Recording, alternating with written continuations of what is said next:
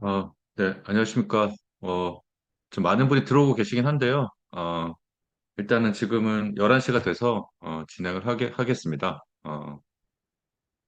그, 이번 세미나는 이제 9월 북미 OTT 시장 진출 웨비나고요. 예, 나이파하고 더밀크가 공동 주최하는, 과기부 이제 세미나입니다. 전 다이너피드를 대표를 맡고 있는 한종훈이고요. 어, 주로 이쪽 엔터테크 쪽을 취재하고 있습니다. 예, 그래서 더밀크랑 같이 일하고 있어서 이번에 맡게 됐습니다. 일단은 제가 처음에 9월 달 최근에 뭐 OTT 시장 전망들을 워낙 많이 나와 있어서 최근 트렌드 위주로 한번 정리를 해봤고요. 그리고 그 2분기 때 있었던 각 그 매체별, 그 각 플랫폼별 특징들, 그리고 최근에 뭐 한국도 유행이지만 최근에 유행이 있는 패스트 대열 채널들 정리를 해봤습니다. 지금 잡은 건 한 8가지 정도 됩니다.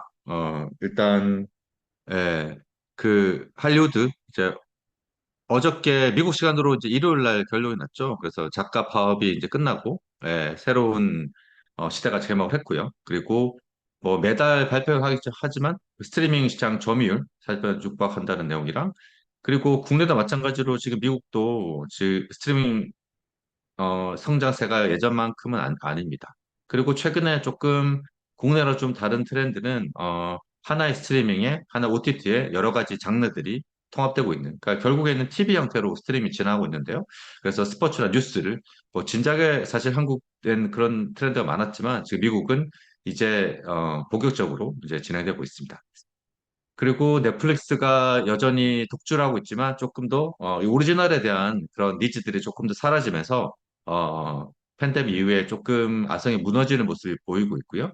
그리고 이제 TV 그 취소율이라는 건 시즌이 이제 개막했을 때 시즌 1이 끝나고 시즌 2를 이제 한 만드는 거 있는데 시즌 2의 취소율이 뭐 예전에는 사실 거의 스트리밍 같은 경우는 이제 어 시즌 2는 거의 일반적으로 편성됐지만 지금은 편성이 거의 안 되는, 그러니까 시즌 1이 끝나고 재미없으면 바로 내리는 이런 현상들이 벌어지고 있습니다. 그리고 애플 TV 플러스가 최근에 그 메시, 그 MLS죠. 축구 경기를 이제 중계를 하면서 다시 뜨고 있는 한국의 쿠팡 플레이랑 비슷한 모습들을 보이고 있는데요. 이런 것들을 말씀드리고 그리고 이제 번들의 확산 뭐 이런 것까지 정리해 드리겠습니다. 예, 이거는 얼마 전에 한 2, 3일 전에 나온 표입니다. 이거 뭐냐면 리스니 매달 발표하는 그 게이지라는 표인데요. 그 전체 스마트 TV를 이제 하루에 본다고 했을 때 그러면 어떤 플랫폼을 통해서 스마트 TV를 보느냐 이거를 이제 비교한 표인데요. 결국에는 시간 점유율입니다. 그래서 매달 조금씩 다르긴 하는데 스트리밍은 안정적으로 거의 38%를 점유하고 있습니다. 뭐 지난달에도 비슷했고요. 그러니까 10시간 중에 4시간은 사실 스트림을 본다고 보시면 될 것 같고요. 그리고 여기 브로드캐스트라고 적혀 있는 여기 노란색은 지상파 TV를 말하는 겁니다. 한 20%, 10시간 중에 뭐 거의 절반 가까이밖에 점유를 못하고 있고요. 그리고 케이블이 사실 관건인데 점점 갈수록 지난해만 해도 케이블이 스트리밍에 거의 비슷했는데 지금은 이제 자리를 많이 내주고 점점 갈수록 좀 줄어드는 그 이유는 이제 오리지널 콘텐츠가 이제 스트리밍으로 많이 옮겨가고 있기 때문에 그런 거고요. 예, 예. 그리고 예. 그리고 예. 네, 여기도 보시면 아시겠지만 지금 보시면은 이제 뭐 개별 플랫폼을 보시면 유튜브, 넷플릭스가 거의 이제 쌍벽을 이루면서 이렇게 경쟁하고 있고요. 사실상 유튜브도 어떻게 보면 OTT 스트리밍의 영역 중에 하나에 놓고 봐야 되긴 하거든요. 스마트 TV에 놓고 봤을 때. 그러니까 유튜브랑 훌루, 뭐 디즈니 플러스 이런 데들이 같이 하고 최근에 이제 플루토라는 뭐 이런 패스트 채널들이 급격하게 부상하고 있는 걸 보실 수 있으실 겁니다. 네. 그리고 제가 말씀드린 대로 죄송합니다. 예, 이게 사진이 붙었는데, 예, 사진이 지금 안 붙어 있네요. 그, 1월 날 발표했었죠. 사실 지난 5월부터 미국 작가협회가 파업을 진행을 했었고, 7월에는 그 배우조합이 파업을 진행했는데요. 이게 이제 배우조합은 여전히 파업을 진행하고 있지만, 작가협회가 1월 날 이제 파업을 끝냈습니다. 그리고 이제 조만간 조합원들을 투표를 통해서 이제 최종적으로 파업을 어떻게 진행될지 했는데 이게 왜 중요했냐면 사실 그 스트리밍 OTT 시대에 들어오면서 그 작가들이 여러 가지 불만들을 많이 갖고 있었거든요. 기존에 이제 수익 배분율이 이제 TV에 많이 맞춰 있었기 때문에 사실 스트리밍에 대한 이제 리주드라고 그러는데요. 그러니까 스트리밍에 대한 배분율은 낮았고 그리고 최근에 AI가 접목되면서 AI가 자기 작품을 고치는 일들 혹은 AI가 작품을 쓰면서 어떤 그 수익을 가져가는 우려들이 벌어지고 있기 때문에 그런 우려들을 함께 논의하는 자리였고 사실 146일 동안 파업을 진행했는데 역대 거의 최장 파업이었습니다. 근데 뭐 엊그저께 사실 어, 합의를 했는데 구체적인 것들은 좀 나오진 않았는데 일단은 스트리밍에 대한 배분율을 좀 올려준 걸로 이제 보이고요. 그리고 AI들은 아마 작가 쪽으로 많이 이제 어 그 이제 많이 작가 쪽에 이미지 입장을 많이 반영한 건데 이게 왜 중요하냐면 일단은 지금 작가들한테 돈을 많이 보상하게 되면 이 스트리밍사들의 수익이 줄어들 수밖에 없기 때문에 또 이게 또 연쇄적으로 그 수익을 이제 올리기 위해서 이제 가격을 인상하거나 광고 모델을 확대하거나 사실 그런 식으로 지금 연쇄적으로 아마 시장에 영향력을 많이 미치고 또 기존에 제작이 많이 중단됐던 것들이 다시 재개되면서 사실 우리나라 콘텐츠 같이 약간 파업되는 한 콘텐츠가 조금 반사이익을 받기도 했었거든요. 새로운 시즌이 안 나오다 보니까 지금 8, 9월 달 이제 넘어서서 10월 달, 11월 달에 이렇게 콘텐츠 소비 트렌드가 많이 좀 바뀌게 되는 그런 게 보이실 겁니다. 네, 이게 1분기, 2분기 편인데요. 그 스트리밍 그 왼쪽은 이제 스트리밍 그 신규 가입자 증가고 오른쪽은 이제 디즈니의 이제 그 가입자 이제 추인데 앞으로 그 보시면 아시겠지만 2020년 2분기만 해도 그 2천만 명 이상의 사실 신규 가입자가 있었어요. 뭐 그 이유는 2019년에 디즈니 플러스가 이 시장에 들어오면서 2020년에 뭐 깜짝 놀랄 만한 거의 1천만 명 가까운 가입자가 늘었죠. 그러면서부터 쭉인데 사실 뭐 그 해를 조금 이상적인 해라고 볼 수 있지만 그 다음에 계속 매년 신규 가입자들이 같은 분기에 따라 계속 줄어요. 왜 2분기를 미국에서는 이제 중요하게 생각하냐면 이게 이제 방학이 시작되고 그리고 새로운 이제 뭐 시즌이 이제 가을에 시즌이 시작되는 시점에서 새롭게 이제 많이 가입을 하는데 이 가입자들이 많이 줄어드는 거죠. 사실 거의 3년 전만 해도 2천만 명 가까이 됐는데 지금은 거의 300만 명 가깝게 줄어들고 앞으로도 이런 신규 가입자들이 계속 줄면서 이렇게 이런 정체 시기가 이어질 것 같은 이게 드라마틱하게 지금 이미 북미 시장에서는 스트리밍 서비스가 많이 투하됐기 때문에 앞으로 이렇게 드라마틱하게 가입자가 증가할 것 같지는 않고요. 디즈니가 최근에 여러 가지 어려운 점을 많이 겪고 있죠. 그리고 근데 최근에 발표한 게 일단은 이 수치는 이제 밥 체이팩이라는 원래 이제 그 전에 2,600만 명이라는 2억 6천만 명이라는 수치는 그 전에 밥 체이팩이라는 CEO가 이야기를 했었는데 밥 아이가 들어오면서 가입자 제 전망을 내년 가입자 전망을 대폭 낮추고 그리고 이 사업을 좀 현실적으로 추정하게 되는 그리고 이제 월스트리트 어떤 월가들도 가입자 증가에 이제 따라가지 않고 이제 수익을 확보하는 그러니까 왜 이제 사실 중요하다 하냐면 이제 지금 디즈니 플러스 뭐 훌루 뭐 페이스 그 맥스 이런 서비스들이 다 내년에 이제 BAP를 맞추겠다고 말을 하고 있거든요. 그래서 BAP를 맞추기 위해서는 무리하게 가입자 확대를 하지 않고 이렇게 내실 있게 가겠다. 그래서 앞으로 가입자의 그 급격한 증가하는 시기는 없다. 이런 일을 보여줍니다. 근데 이 이야기는 신규 뭐 우리나라 같이 지금 뭐 만약에 OTT를 이제 글로벌 진출을 이제 원하는 사업자들 같은 경우가 신규 시장 진입에 좀 점점 더 어려워질 수밖에 없다. 이런 걸 보여드릴 수 있습니다. 그리고 이게 좀 급격하게 돌아갔는데요. 그 원래는 맥스라는 서비스, 원래 HBO 맥스라는 데였습니다. 그리고 워너 브로더스라는 그 HBO하고 CN을 가지고 있는 그 미디어 그룹이 만든 OTT고요. 근데 워너 미디어가 디스커버리를 합병을 하면서 일단은 HBO 맥스가 탄생을 했고요. 근데 그 중에서 이제 4월에 아예 그냥 맥스라는 이름으로 바꿨습니다. HBO를 떼고. 근데 9월, 10월에 이제 의미 있는 발표를 이제 하게 되는데요. 몇 시호는 아직 안 왔지만 9월에 이제 바로 이제 내일입니다. 그래서 CNN이 이제 CNN 라이브 채널, CNN 맥스라는 거를 HBO 맥스에 이제 편성하게 돼요. 사실 이거는 한국 입장에서는 큰 게 볼 수가 없을지 모르겠죠. 미국에서는 엄청나게 큰 뉴스거든요. 아시겠지만 아직 미국에서는 케이블 채널 구독 가격이 거의 80달러? 9만 원 정도 하거든요. 그러다 보니까 CNN이 케이블 채널들한테 1년에 받는 이제 프로그램 사용료, 이제 케이블 수신료가 거의 9천원 가까이 되거든요.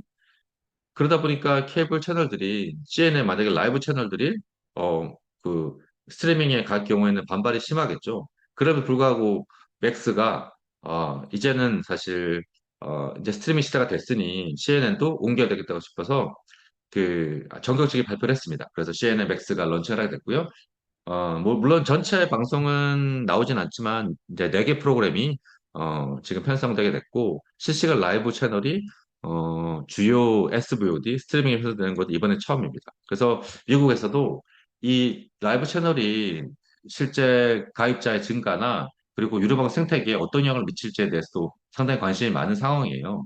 여기서 더 한술 더 떠서 10월 5일부터는 아예 스포츠 라이브도 편성하겠다. 이렇게 해서 사실 뭐 뉴스, 스포츠, 그리고 뭐 HBO 그 드라마들까지 다 나오면서 거의 그냥 TV 채널을 한 곳에 옮겨놓는 형태로 많이 진행을 되고 있고요. 그래서 이 맥스의 움직임을 좀 유심히 보시면 좋을 것 같아요. 그래서 맥스가 어, 그 케이블 최강자에서 스트리밍 최강자로 지금 진화하고 있는 이런 것들을 보실 수가 있고 어, 여기 말고도 지금 다른 서비스들도 지금 다 합치고 있어요. 그래서 파라마운트라는 거는 원래 쇼타임이라는 그런 또 영화 중심의 그런 작은 스트리밍을 가지고 있었는데 파라마운트 플러스하고 쇼타임을 지금 합계 파라마운트 플러스 위드 쇼타임이라고 부르는데요. 합치고 지금 디즈니도 훌루 그 얼마 전에 발표를 한 적이 있는데 어, 원래 훌루가 디즈니 플러스하고 저 MBC 유니버설에 같이 가지고 있거든요. 근데 MBC 유니버설에 가지고 있는 그 지분을 좀 상당 부분 인수를 하겠다고 밝히고 그리고 이 두 개를 이제 뭐 국내에서는 합치겠다 이렇게 좀 밝힌 상황이라 앞으로 이렇게 처음에는 여러 가지 이제 전문 스트리밍으로 나왔다가 지금은 한 곳에다 합쳐지는 이렇게 혹은 또 번들링하는 이런 시기가 벌어지고 있습니다. 근데 모두에 말씀드렸듯이 이게 뭐 패럿이라는 이런 패럿이라는 이런 서비스가 내놓는 수요에 대한 내용인데요. 그 주로 이제 오리지널 프로그램이 얼마 정도 수요를 가지고 있는지 점유율을 가지고 있는지 보여드릴 텐데 빨간 표가 이제 넷플릭스입니다. 나머지 이제 아마존이고 쭉 보이는데 보시면 아시겠지만 뭐 2020년 1분기에서 2023년 2분기까지 보시면 쭉 그냥 오리지널이 사실 점유율이 낮아지는 걸 보실 수가 있으실 거예요. 이거는 뭐 넷플릭스 오리지널 문제는 아니고요.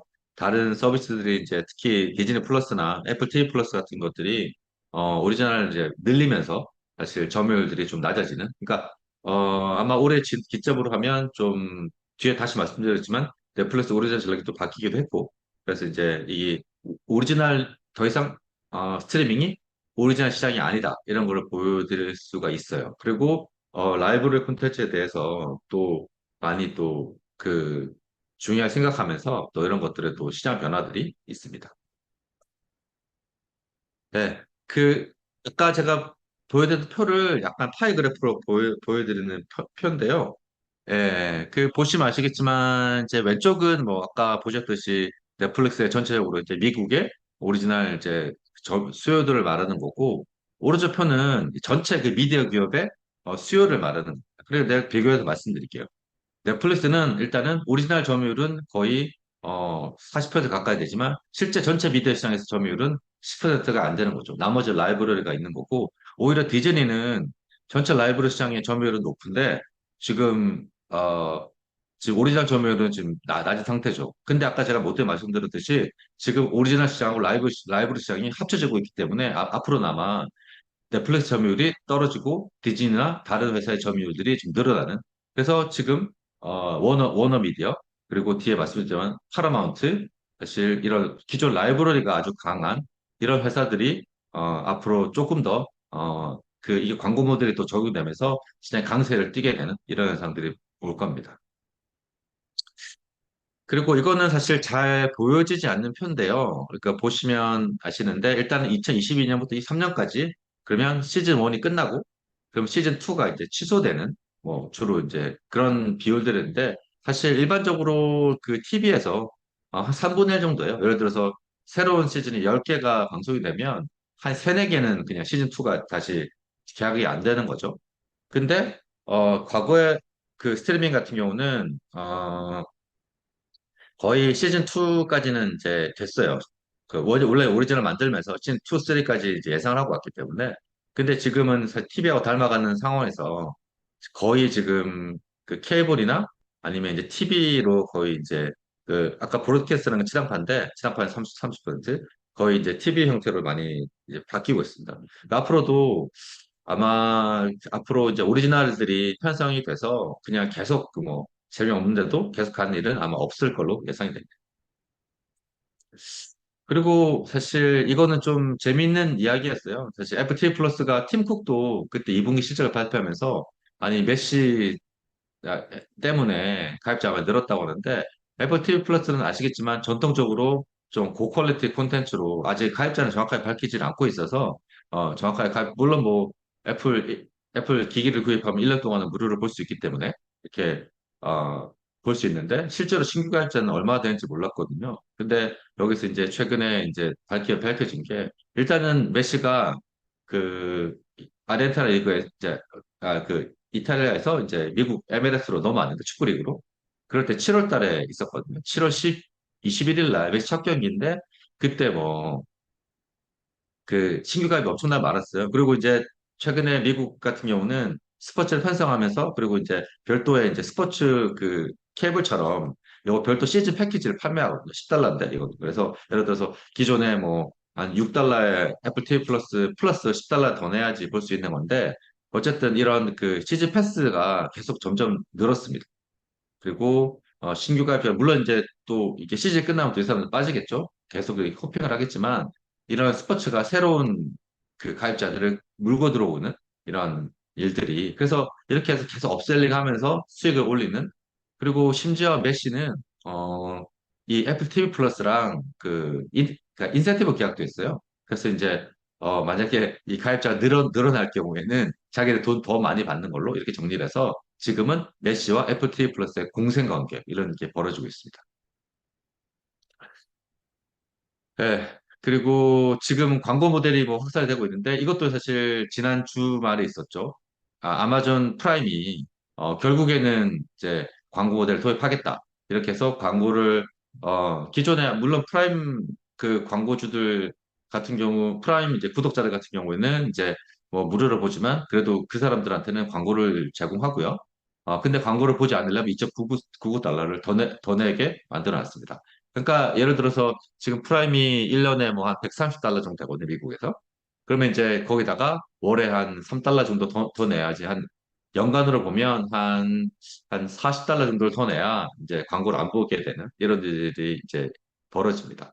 이렇게 사실 그 아마존 프라임이 광고 시장에 들어와서 지금은 주로 메이저 뭐 맥스, 넷플릭스, 그 디즈니 플러스 그리고 뭐 훌루, 뭐 테이 플러스 이런 걸 봤을 때 지금은 메이저 중에 그러니까 거의 프리미엄 메이저 중에 광고를 편성하지 않은 사업자는 애플 TV 플러스밖에 안 남는 상황이 돼버렸죠.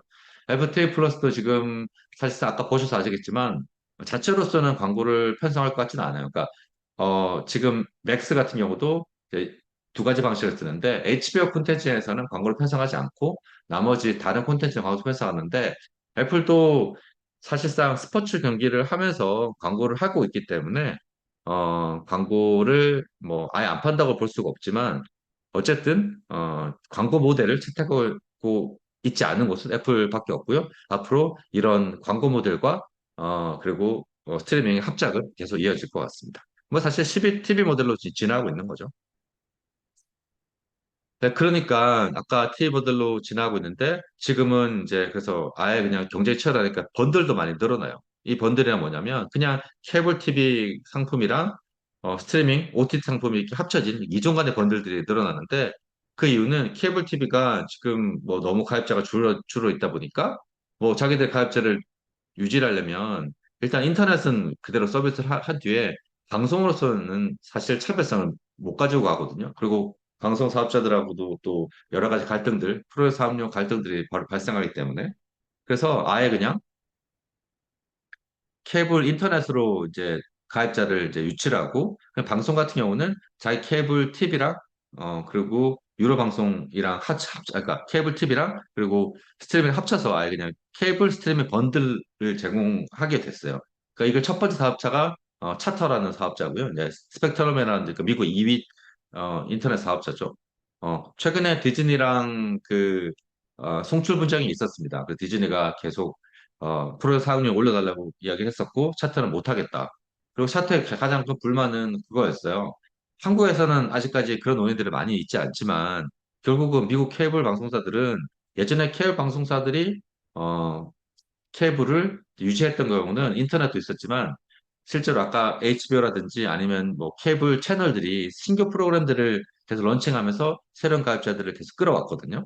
근데 보시면 아시겠지만 지금 대부분의 미디어 회사들은 스트리밍에다가 돈을 투자하기 때문에 더 이상 케이블에다가 돈을 투자하지 않는 거죠. 그러니까 아니 프로의 사용료는 우리한테 다 받아가는데 왜 투자는 스트리밍에만 하지? 그렇게 불만이 많았거든요. 어때 그런 불만들이 이제 터져 나와서 차터랑 디즈니랑 해서 이제 갈등이 있었고 결국에는 10일간의 이제 블랙아웃들이 있다가 어 이 미국의 제일 큰 시즌이죠. 풋볼 개막 시즌에 맞춰서 극적으로 화해를 합니다. 근데 그 화해 방식이 재밌어요.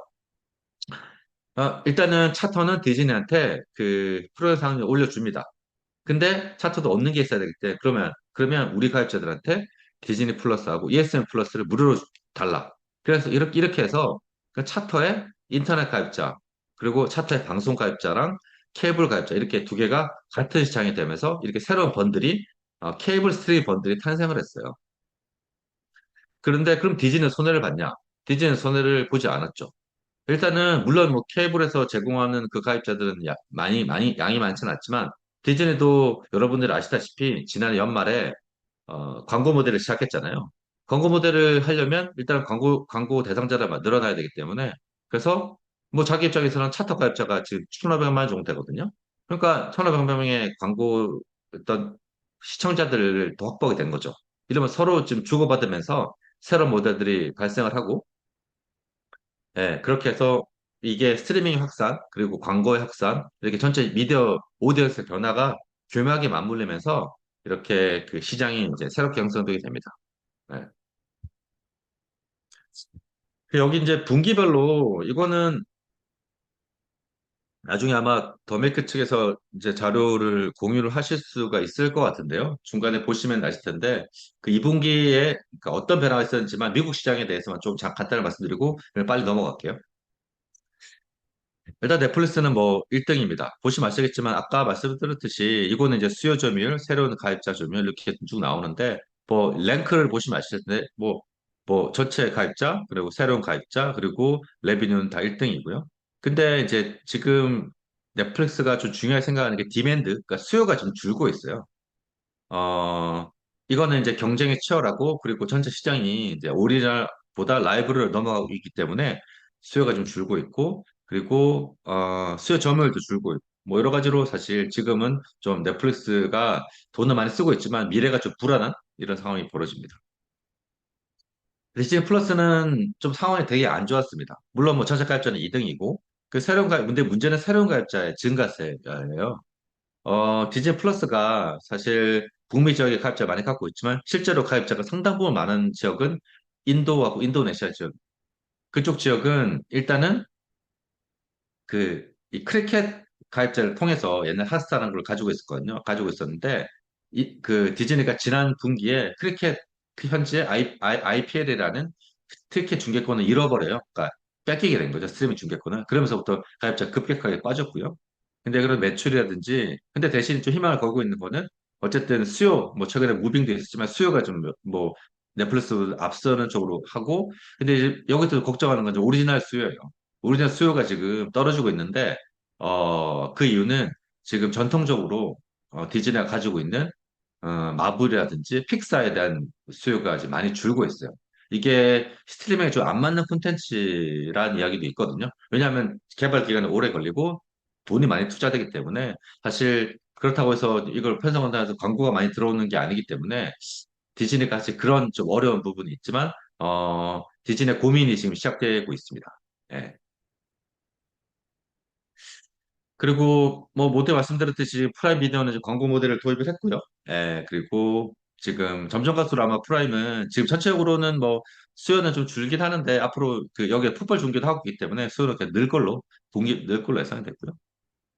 그리고 훌루는 지금 미국에서는 그 저기 외국에서는 서비스 하지 않고 미국에서 서비스 하는데 이게 뭐 지금은 비교하기 어렵지만 예전에는 사실 우리나라 푹이라는 서비스랑 비슷했습니다. 지상파 사업자들이 이제 거기는 미디어 주요 사업자들이 합쳐가지고 만든 거고 근데 뭐 M&A를 거치면서 지금은 이제 디즈니하고 MBC 유니버셜이 지금 두 개 갖고 있는데 유니버셜도 내년까지는 MBC한테 그 디즈니한테 집을 넘기기로 했기 때문에 지금 뭐 그런 상황인데 그래서 디즈니는 이렇게 투 트랙을 가고 있습니다. 디즈니에서는 디즈니 오리지널을 편성을 하고 나머지 그냥 오리지널 그러니까 로컬 오리지널들은 다 훌루에 넣는 방식으로 하고 있는데 그러니까 이제 여기는 이제 광고 모델로서 이제 계속 좀 가치가 있는데 점점 갈수록 각 사업자들이 자기 서비스에 이제 산성을 치고 있기 때문에 훌루의 미래가 그렇게 밝지는 않아요. 그리고 최근에 한국에서 뭐 엄청난 인기 있었던 무빙도 디즈니 플러스가 한국의 디즈니 플러스 미국의 훌루에서 편성이 됐었고 여기 보시면 아시겠지만 지금은 일단 가입자 증가세가 조금 점점 떨어지고 있고요. 조금 올라가긴 했는데 일단은 좀 그 새로운 가입자가 좀 줄고 있고 원래 뭐 매출은 비슷한데 그 점유율은 또 이제 뭐 조금 괜찮은 편이에요. 이 이유는 이제 지상파 오리지널들이 또 편성이 되고 있기 때문에 이렇게 됐고요. 시간 없어요. 좀 빨리 넘어가겠습니다. 그리고 앞으로 이제 맥스의 행보를 좀 보시면 좋을 것 같아요. 일단 스포츠 뉴스를 통합했으니까 일단 방송국을 여기도 옮기는 시스템으로 된 거고요. 그래서, 예, 네, 그렇게 해서 지금, 보시면은 맥스가 뭐 전체적으로 지금 가입자 증가세나 이런 것들을 좀 떨어지긴 하는데 아마 스포츠나 뉴스를 편성을 하면서 지금 앞으로 다음 분기에는 좀 그러니까 성장이 예상되는 뭐 미국에서는 CNN의 충성도가 상당히 높으니까요. 예. 그리고 이게 지금 아까 헐리우드 파업 말씀 드렸지만 파업 종류의 가장 수혜가 예상되는 건 피콕이에요. 피콕이 아시겠지만 그 MBC 유니버셜이 지금 가지고 있는 서비스고요.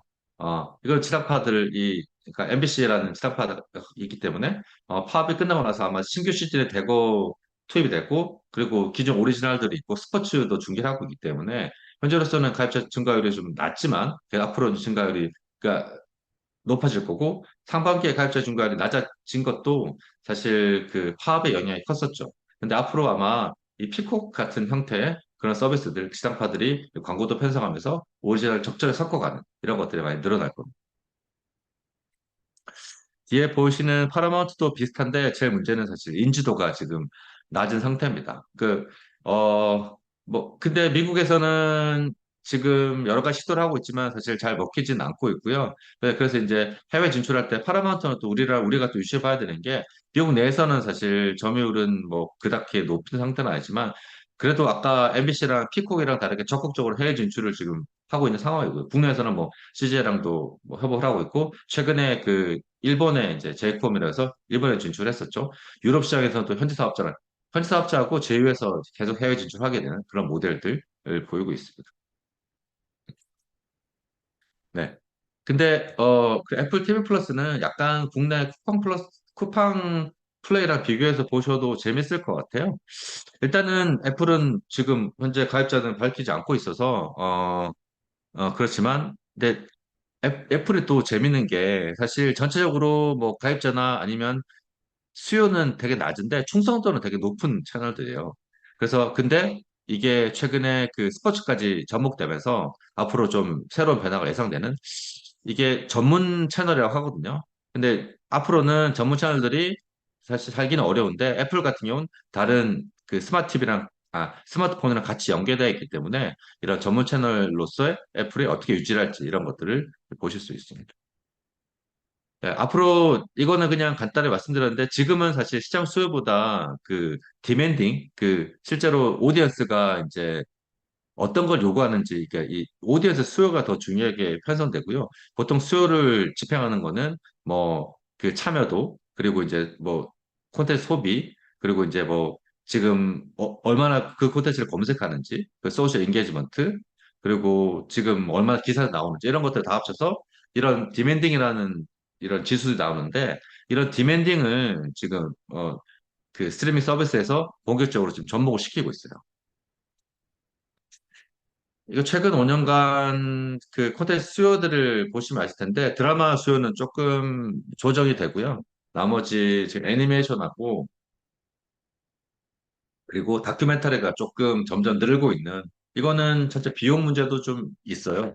스트리밍 서비스들이 비용을 좀 줄이면서 드라마 같은 이런 대작들은 좀 뭐 주로 메이저들 위주로 가고 나머지 중소 스트리밍들은 이렇게 좀 작은 사이즈로 진행하고 있습니다.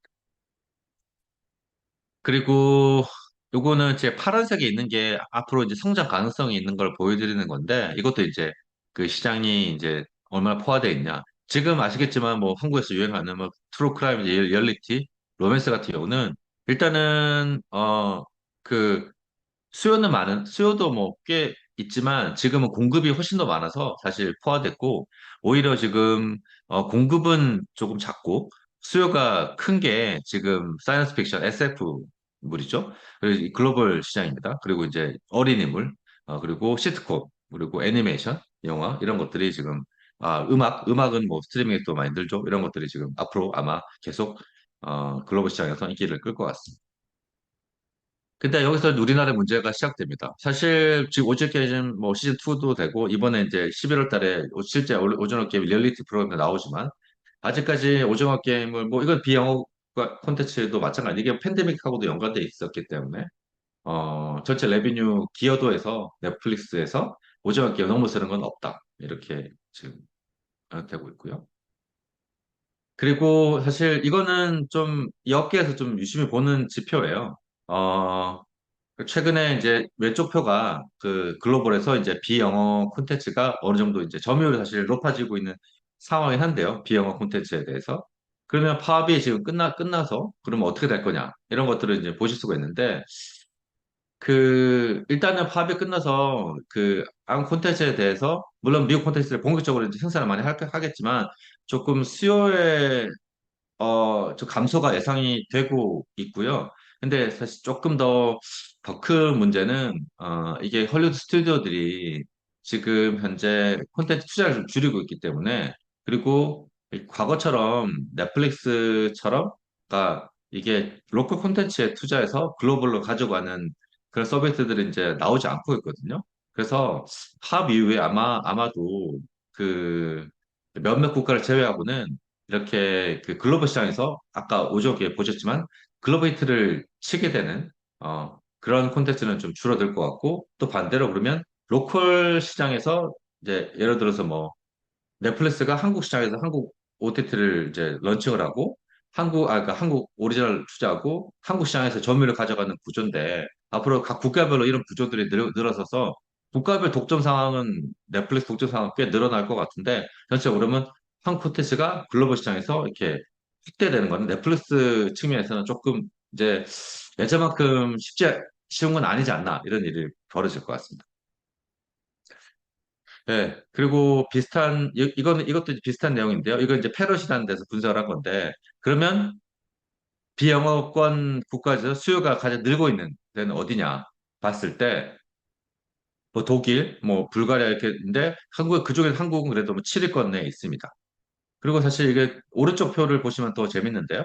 이거는 그러니까 미국 시장에 따라서 수요도가 어떻게 변하는지를 보여주는 표인데, 일단은, 뭐, 0에서 수요도가 얼마나 증가하는데, 보시면 아시겠지만, 처음에 딱 콘텐츠가 공급되는 시기에서, 바로 일주일 사이에 그 오징어 게임은 급격하게 증가해서 수요가 늘었지 않습니까? 근데 그 뒤에 엘리트라는 건 이제 스페인 드라마죠. 근데 그 뒤에 이제 올 오브 사테드는 이제 지금 우리 학교는 이제, 예, 그래서 만든 건데, 사실 넷플릭스를 제외하고, 오징어 게임 시작하고는 이렇게 일주일 내에 승부를 봐서 콘텐츠가 이제 확산된 사례가 없어요. 앞으로도 어렵고 사실 이게 이걸 보시면 아시겠지만 사실 일주일 이내에 콘텐츠가 제대로 확산되지 못하면 그다음 콘텐츠 너무 많기 때문에 사실 선택받기 어렵다는 이야기죠. 그리고 한국에서 좀 유심히 보셔야 될 건데, 지금 이제 전문 스트리밍은 뭐 한국같이 예를 들어서 장르별 혹은 국가별 스트리밍을 말하는 건데, 여기서 보시면, 전체 프리미엄 VOD는 이제 유료 VOD고, 스페셜 VOD는, 스페셜리티 SVOD는 전문 VOD인데, 전문 VOD들이 상승률이 더 높습니다. 그리고 최근에 이제 전문 VOD가 3년 사이에 뭐 엄청 늘었고요. 여기는 지금 뭐 우리나라 이거 안테나가 분석을 한 건데 한국 그 OTT는 포함되지 않지만 뭐 BBC라든지 아니면 장르별 OTT들이 포함되면서 이런 전문 OTT 3년 사이에 그렇게 늘었다 보여드릴 수 있는 거죠. 근데 전문 OTT가 이제 들쭉날쭉 하긴 하지만 그래도 뭐 그냥 일반 OTT보다는 좀 낮은 상황인데 빠지긴 빠지지만 증가세가 좀 있고요. 예. 근데 보시면 아시겠지만, 이거는 이제 천 이탈률인데요. 전문 OTT가 그래도 프리미엄 OTT에 비해서는 조금 이탈률이 좀, 높은 걸로. 왜냐하면 그 전문 OTT 같은 경우는 정말 이게 자기가 이제 좋아하는 마니아층들이 주로 이제, 보고 있기 때문에, 좀 이게 수익이 좀, 그러니까 이거를 전부 자기가 보고 싶은 콘텐츠가 없어지게 되면 사실 구독 절독하는 경우가 되게 많거든요. 그래서 사실 아까 말씀드린 전문 호텔까지 지금 시장이 늘고 있고 하지만 한국 콘텐츠가 해외 출자 마찬가지죠. 전문이 늘고 있긴 하지만 이게 사실 이탈률 같은 경우에 많기 때문에 이런 것들을 해외 시장에서 어떻게 관리하느냐 이런 것들이 최대 관건입니다. 그래서 여기 연장선에서 보시면 아실 텐데 뭐 모두 말씀드렸듯이 디즈니 플러스 오리지널 무빙이 뭐 인기가 있었습니다. 그리고 65개 국가에서 지금 런칭을 했었고요. 미국에서도 런칭을 했었는데, 어, 여기는 이제 픽 전체 이제 여기 일을 기준으로 해서 수요가 얼마나 있는지를 보여드리는 건데, 전체 그 장르 평균에 비해서 미국에서 2.8배 이상 수요가 있었다. 이런 걸 보여드리는 거. 일단은 뭐 좀 괜찮은 수요를 보여드리는 건데, 근데 이게 왜 이제 사실 이게 만약에 어, 그러니까 디즈니 플러스가 아닌 아마 넷플릭스에 배송됐으면 또 다른 결과가 나왔을지도 모르겠어요. 예. 그리고 이제 요즘 유심히 보셔야 되는 게 일단은 넷플릭스의 글로벌 콘텐츠 전략이 좀 바뀌고 있습니다. 잠깐 말씀드렸지만 원래 예전에 이제 콘텐츠 최고 책임자가 이제 어, 지금 벨라 바살리아인데 이제 예전에 다른 사람이었죠. 그때는 뭐 2013년에 하우스 오브 카드를 만들면서 거의 10년 이상을 지역에 만들어서 글로벌로 이제 전달하는 그런 구조였는데 지금은 이제 지역에서 만들어서 그냥 지역을 소비되는 이런 것들이 지금 많이 늘고 있어요. 오른쪽 표가 이제 넷플릭스 이제 취향 맵이라는 건데 이거 보시면 아시겠지만 그 로컬 오리지널이 어 전체 그 로컬에서 이제 오리지널 중에 인기 있는 10개가 그 전체 글로벌 오리지널보다 얼마나 매치가 되느냐 이걸 보여드릴 편데 일단은 브라질이나 캐나다나 뭐 미국 같은 경우는 그 그러니까 로컬 톱 10이 그리고 자기 그 글로벌 톱 10하고 똑같아요. 근데 한국은 보시면 아시겠지만 로컬 톱 10하고 글로벌 톱 10하고 이격이 있습니다. 그 이야기는 무슨 말이냐면 한국에서 인기 있는 건 한국 콘텐츠라는 이야기예요. 글로벌의 톱 10이 아무리 성공을 해봤자 한국에 인기가 없다는 이야기고 대부분은 한국 콘텐츠로 한국에서 서비스를 하고 있다. 그러니까 물론 뭐 이 콘텐츠가 다른 플랫폼에서 편성이 됐으면 뭐 그 플랫폼이 좋았을 수도 있죠. 어쨌든 넷플릭스는 한국에 돈을 투자해서 이게 투자 금액이 좀 줄어들면서 그런 일들이 벌어질 수가 있는데 결국은 넷플릭스 성공이 꼭 글로벌 성공이 아니라는 걸 보여드리는 거고 사실 지금 현재로서 우리가 뭐 늘 꿈꿨지만 디즈니 플러스나 워너 브로더스가 뭐 로컬을 많이 투자를 하겠다고 밝히고 많이 투자를 할 거라 생각했지만 실제로는 로컬에 대한 투자가 좀 많이 지금 없는 걸로 앞으로도 지금 BEP를 맞추려는 노력이 있기 때문에 로컬 투자가 지금 많이 줄어들 수밖에 없는 걸로 예상이 됩니다. 그리고 아까 모두에 말씀드렸지만 이게 그 왼쪽이 무빙이고요. 오른쪽이 이제 오징어 게임 때 형태인데 이게 그러니까 이동성이야. 예를 들어서 그 한국을 이제 100으로 봤을 때 그러면 이제 얼마나 이제 해외에 잘 퍼져나가나 이런 걸 보여드리는 건데 일단 넷플릭스는 뭐 러시아는 한국보다 훨씬 더 많이 소비가 됐고요. 쭉 이렇게 이런 뭐 뭐 작게는 20%, 크게는 특히 미국에 70%까지 하면서 이제 퍼져나갔는데, 일단은 무빙은 지금, 어, 그러니까 사실 한국에서는 인기가 뭐 100을 있다고 하더라도 나머지 국가에서는 사실 그 정도의 이제 파급 효과는 없었습니다. 이거는 뭐 이 플랫폼의 넷플릭스의 콘텐츠 영역이라보다는 넷플릭스, 그러니까 디즈니 플러스와 넷플릭스라는 그런 플랫폼의 그 차이라고 보실 수 있습니다. 그리고 최근에 미국에서는 지금 베스트가 뭐 급격하게 확산되고 있는데요. 아시겠지만 베스트는 광고를 편성하는 대신에 무료로 보는 이제 TV 채널입니다. 그러니까 스트리밍 TV라고 그러는데 국내에서는 뭐 아직까지 베스트가 많지는 않지만 미국에서는 베스트 2028년에는 지금 거의 뭐 10억 달러 가까이 지금 영향력이 있을 정도로 베스트가 늘고 있고 한국도 뭐 1조가 넘는 시장으로 형성이 되고 있어 하지만 지금 베스트가 늘고 있는데 보셔야 되는 거는 지금 인터내셔널 콘텐츠가 급격하게 늘고 있어요. 국내에서 뭐 CJ 같은 사업자들은 베스트 들어와 있고 뭐 빈지 코리아 같은 경우는 이제 뉴 아이디도 들어와서 서비스를 하고 있지만 그 베스트 채널들이 최근에 급격히 확대되면서 일단은 인터내셔널 콘텐츠들도 지금 계속 늘고 있는 이런 상황들이 벌어지고 있고요. 이거는 베스트 플랫폼, 베스트가 크게 보두 종류입니다. 베스트 채널이 있고 플랫폼, SO랑 PP 이런 개념이라고 보시면 되는데 2014년만 해도 이렇게 베스트 플랫폼이 이제 뭐 주모나 플루토 두 개밖에 없었는데 지금은 뭐 10년 정도 지난 이 시점에는 구글 TV부터 시작해서 거의 베스트 플랫폼들이 각 플랫폼들이 채널들이 거의 2, 300개씩 가지고 있거든요. 그러니까 별도의 사실 유료 방송 플랫폼을 형성하듯이 물론 중복도 있습니다만 이렇게 크게 늘고 있습니다. 예. 그래서 앞으로 이제 패스트 시장 어떻게 될 거냐. 이제 이게 올해 예측을 한 건데, 지금 제가 말씀드렸듯이, 일단은 올해는 이제 2,000개를, 지난해 2,000개 넘었고, 채널이 2,500개 이상, 미국만입니다.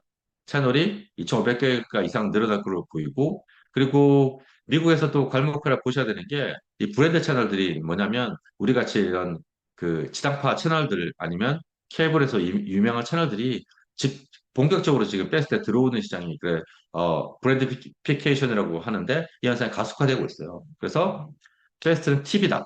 이런 말들이 유행하고 있습니다. 그리고 이렇게 되다 보니까 여기서 중요한 변화가 있는데 초기에 패스트 시청자들은 사실 저소득층 고령층이었어요. 우리는 뭐 그 무료로 채널을 보실 수가 있으니까. 근데 지금은 브랜드가 들어오니까 젊은 시청자들이 이제 본격화돼 늘고 있습니다.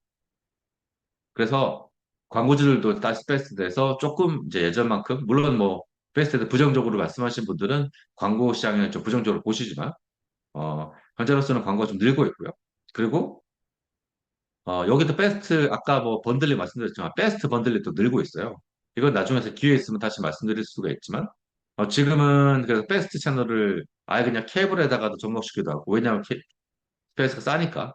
그리고 뭐 지금 뭐 자체 패스트 런칭에 보다는 패스트 플랫폼에다가 런칭하게 되고, 그러니까 패스트들이 계속 이렇게 모이게 되는 별도의 플랫폼을 형성하게 되는 이런 통합의 시기가 아마 올해 내년에 진행될 것 같고, 한국도 이런 것들이 진행되면서 이걸 제가 왜 말씀드리냐면, 그 각 플랫폼, 그러니까 이게 사실 미국 OTT 진출 방식이 지금 서서히 이 OTT를 그냥 이 주류 시장에 이제 올리는 그런 서비스도 있지만 다른 이제 한국을 제외하고 뭐 브라질이라든지 아니면 유럽 방송사들 같은 경우는 아예 그냥 패스트 채널로 그냥 이렇게 OTT로 미국에 진출하는 경우도 좀 늘고 있는 이런 형태가 보실 수가 있습니다. 네. 네. 여기 일단은 제가 오늘 조금 30분 정도 하기로 했었는데 조금 어 시간이 좀 지났고요. 혹시 저기 질문이 있으시면 질 받고 아니면은 제가 자연스럽게 끝내겠습니다. 뭐 여기 채팅창에는 질문이 지금 없으신 걸로 예, 돼 있어서 그래서 그 제가 뭐 다시 정리드리면 일단은 미국 그 스트리밍 OTT 시장이 예전만큼 북미 시장도 예전만큼 좋은 시장은 아니고요. 신규 가입자가 좀 일단 성장세가 둔하고 그리고 급격한 수익 모델 변화를 보고 있습니다. 국내에서도 OTT가 사실 수익이 좀 늘려면 광고 모델이라든지 아니면 해외 진출 모델들을 좀 고민을 하셔야 될 것 같지만 지금 그렇게 미국은 그리고 아까 메가 스트리밍처럼 일단은 한두 개 스트리밍에 좀 통합되는 그리고 아니면 또 번들링 하게 되는 이런 것들이 진행되고 있고 그리고 헐리우드 파업 이후에 사실 이 콘텐츠 시장 변화가 예, 좀 질문 하나 오셨네요. 예. 예, 제가 질문 한번 읽어드릴게요. 미국은 코디 커팅이 심하고 우리나라는 거의 그런 현상이 안 나고 있다. 일단 가격 차이가 심한 걸 보이는데, 네, 그 말씀하신 대로, 말씀드린 대로 일단은 미국의 그 유료 방송 가격이 많이 떨어졌다고 하더라도 거의 한 80달러 정도 되는데, 미국은 이제 그래서 이제 2, 3년 사이에 차라리 유료 방송 중단하고 인터넷만 하고 나머지 케이블들을 두세 개를 이제 엮어서 이제 많이 이제 가고 있어서 했는데 근데 이게 최근에 아까 보셨까 아시겠지만 스트리밍 가격이 급격히 올라가고 있어요. 그래서 2, 3년 사이에 사실 어 그 스트리밍 세 개를 가입하면 거의 캡을 넘어서는 상황이 벌어져서 이 가격면으로는 캡을 코드 커팅을 안 해도 되는 거인데 이 코드 커팅은 계속 매분기에 100만 명씩 늘고 있거든요. 왜 그러냐? 오리지널 콘텐츠가 거의 사실 좌우 많이 했어요.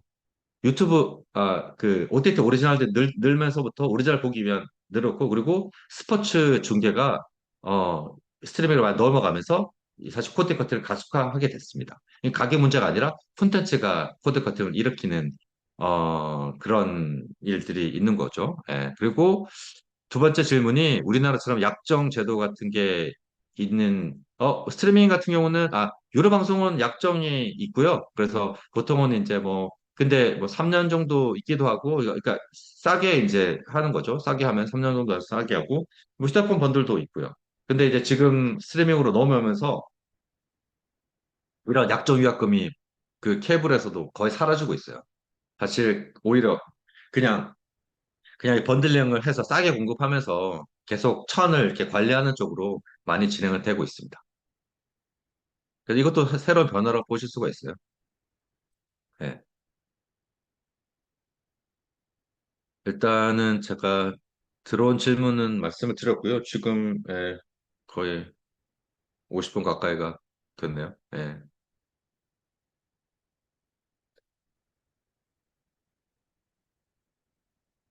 네, 일단은 그러면은 제가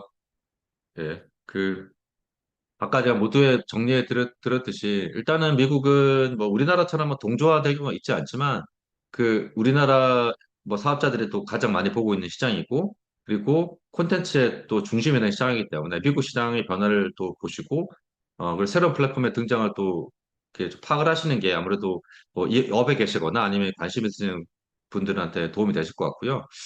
현재로서는 올해는 그러면 어떤 사업자들이 M&A가 어떻게 되는지 이런 것들을 좀 유심히 보시는 게 아무래도 좀 좋은 방향이 될 것 같습니다. 네, 그러면 제가 그 어, 오늘은 여기 웨비나 이 정도로 마치고요. 혹시 저기 북미 진출이나 뭐 이런 것에 대해서 궁금증 있으시거나 아니면 어떤 이 할 말이 있으시면 뭐 저기 더밀크나 아니면 이쪽 과기부 쪽으로 연락 주시면 뭐 이렇게 답변할 수 있는 거 답변을 드리겠습니다. 오늘 뭐 바쁘실 텐데 시청해주셔서 감사하고요. 그럼 또 다음에 뵙겠습니다. 감사합니다.